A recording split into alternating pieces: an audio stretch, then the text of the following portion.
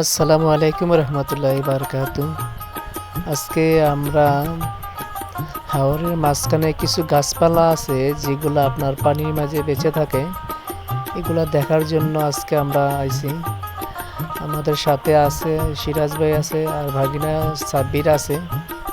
আজকে ঈদের পরের দিন সিরাজ ভাই বললো চলো আজকে একটু হাওরের মাঝখানে ঘুরে আসি।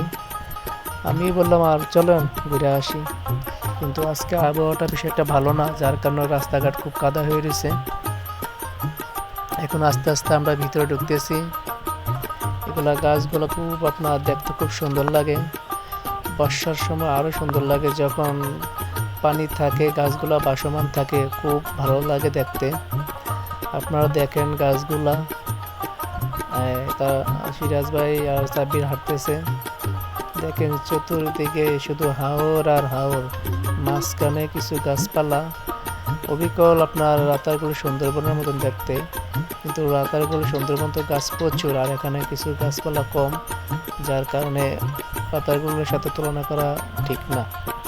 কিন্তু ভিউগুলো খুব সুন্দর, গাছপালা খুব সুন্দর, কারণ হাওরের মাঝখানে যদি কিছু গাছপালা থাকে তা তো সুন্দর দেখা যাবে।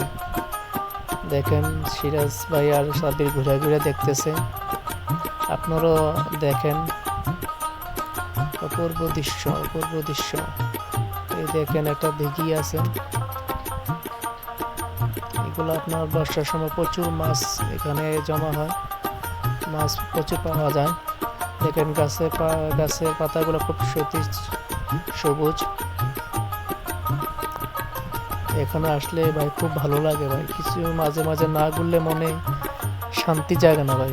কিছু কিছু সময় মাঝে মাঝে যদি ঘোরাঘুরি করেন তো মনে প্রশান্তি আসে আর মন ভালো থাকে। আপনারা চিকনাগুলোর আশেপাশে যারা এই জায়গা ঘুরে যান নাই, আপনারা ঘুরে যাবেন। চিকনাগুলো বাজার থেকে মাত্র 1 থেকে 1.5 বা 2 হতে পারে, এত দূরত্ব। আপনারা এসে এখানে ঘুরে যেতে পারেন। আর সিলেট টাউন থেকে এসে যারা ঘুরে যেতে চান, আপনারা চিকনাগুলো বাজারে নেমে অটো দিয়ে মাত্র, বা অটো বা সিএনজি দিয়ে যদি আসেন 50 বা 100 টাকা নেবে।